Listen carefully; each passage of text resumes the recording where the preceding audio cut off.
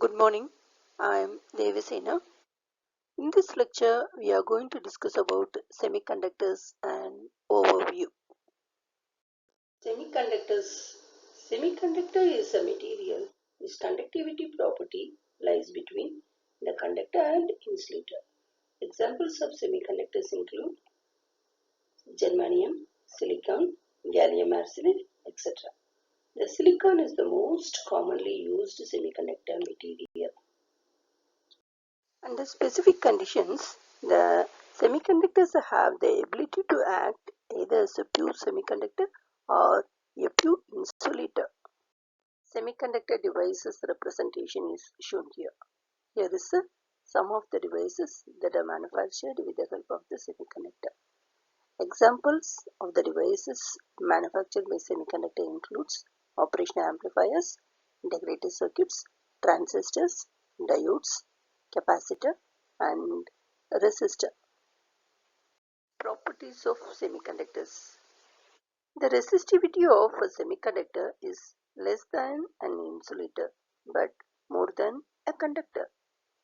Semiconductors have negative temperature coefficient of resistance. That is, the resistance of the semiconductor decreases with the increase in temperature and vice versa. With the suitable metallic impurity, example arsenic, gallium, etc., is added to a semiconductor, its current conducting properties change appreciably. Classification of semiconductors. Semiconductors are broadly classified into two major categories. One is intrinsic semiconductor and the other one is extrinsic semiconductor. The intrinsic semiconductor is the pure form of the semiconductor, while the extrinsic semiconductor is an impure form of a semiconductor. The extrinsic semiconductor is further classified into p-type semiconductor and n-type semiconductor. We will discuss these classification in further slides. Bonds in semiconductors. The atoms of every element is held together by the bonding action of valence electron. This bonding is due to the fact that it is the tendency of each atom to complete its last orbit by acquiring 8 electrons in it.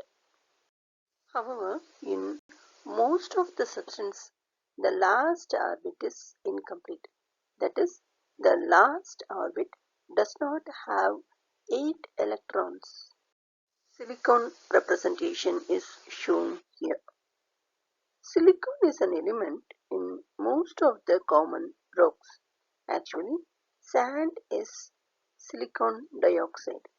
The silicon compounds are chemically reduced to silicon, which is 100% pure for use as a semiconductor. The atomic number of silicon is 14. Therefore, it has 14 protons and 14 electrons. 2 electrons are in the first orbit, 8 electrons in the second orbit, and 4 electrons in the third orbit. It is clear that silicon atom has 4 valence electrons. Germanium representation is shown here. Germanium has become the model substance among the semiconductors. The main reason being that it can be purified relatively well and crystallized easily. Germanium is an earth element and was discovered in 1886. It is recovered from the ash of certain coals or from the flue dust of zinc smelters. Generally, recovered germanium is in the form of germanium dioxide powder, which is then reduced to pure germanium. The atomic number of germanium is 32. Therefore, it has 32 protons and 32 electrons. 2 electrons are in the first orbit, 8 electrons in the second, 18 electrons in the third, and 4 electrons in the outer or valence orbit. It is clear that germanium atom has 4 valence electrons.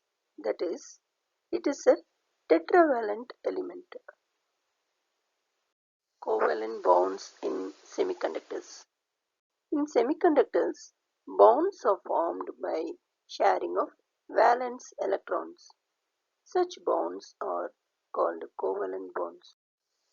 In the formation of a covalent bond, each atom combines equal number of valence electrons, and the contributed electrons are shared by the atoms engaged in the formation of bond. Covalent bond representation in semiconductors. Here is a representation of shared electron of a covalent bond. In this diagram, we are seeing a covalent bond is being formed in a silicon. In the silicon, in the outermost orbit, we are having 4 valence electrons. That 4 valence electrons is being shared by the nearby silicon electrons. Here is another representation of covalent bond. Intrinsic semiconductor. A semiconductor in an extremely pure form is known as an intrinsic semiconductor. In an intrinsic semiconductor, even at room temperature, whole electron pairs are created. Intrinsic semiconductors, that is pure semiconductors. Intrinsic semiconductors normally belong to the fourth column of the periodic table and thus have equal number of electrons and holes in the valence shell. So, in pure form, there is no free electron or hole available for the conduction of electricity, and thus it acts as an insulator. When electric field is applied across an intrinsic semiconductor, the current conduction takes place by 2 processes, namely by free electrons and holes. Here is a representation of the electron movement as well as the hole movement in intrinsic semiconductor. Free electrons and holes creation. The free electrons are produced due to the breaking up of some covalent bonds by thermal energy. Here is a representation of the free electron. At the same time, holes are created in the covalent bonds. The covalent bond hole representation is also shown here. Under the influence of electric field, conduction through the semiconductor is by both free electrons and holes.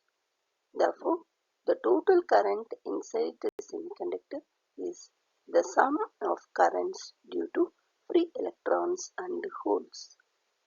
Flow of current in semiconductor is shown here. In this diagram, the electron conduction as well as hole conduction is represented. The conventional current flows from positive terminal to the negative terminal, while the electron current flows from negative terminal to the positive terminal. It is represented in this diagram. It may be noted that current in the external wires is fully electronic, that is, by electrons. Holes being positively charged move towards the negative terminal supply.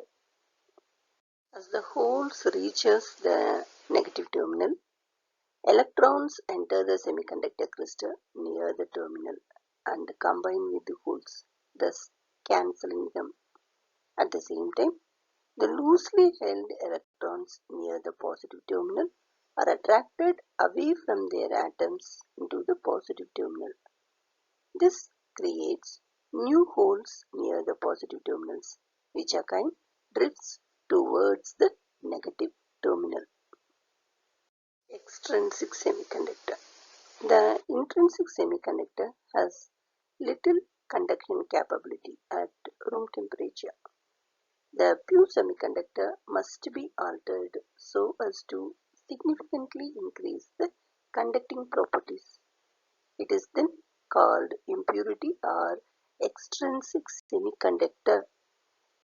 Doping process. The process of adding impurities to a semiconductor is known as doping.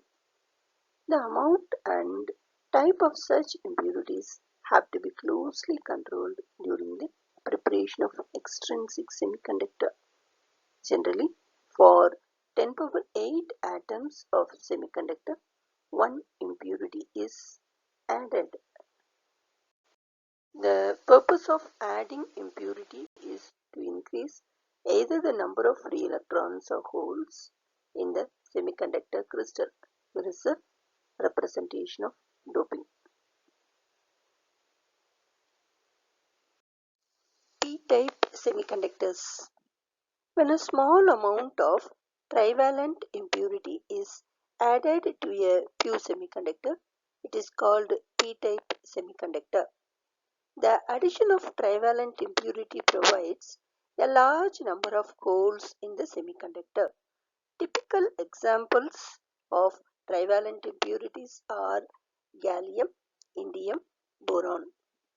Such impurities which produce p-type semiconductor are known as acceptor impurities because the holes created can accept the electrons.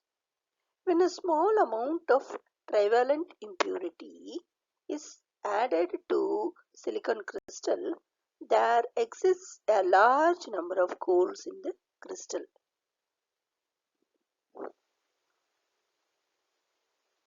N-type semiconductor. When a small amount of pentavalent impurity is added to a pure semiconductor, it is known as N-type semiconductor. The addition of pentavalent impurity provides a large number of free electrons in the semiconductor crystal. Typical examples of pentavalent impurities are arsenic, antimony, phosphorus, etc. Such impurities produce N-type semiconductors are known as donor impurities because they donate or provide free electrons to the semiconductor crystal. When a small amount of pentavalent impurity like antimony or phosphorus is added to a silicon crystal, a large number of free electrons become available in the crystal. Because the arsenic is pentavalent, that is, its atom has 5 valence electrons. As the antimony or arsenic or phosphorus atom fits in the silicon crystal in such a way that its 4 valence electrons form covalent bonds with 4 silicon atoms. The 5th valence electron of antimony or arsenic or phosphorus atom finds no place in the covalent bonds and is thus in the silicon crystal. One free electron will be available. This is indicated in this diagrams. Free electron formation in N-type semiconductor is shown here.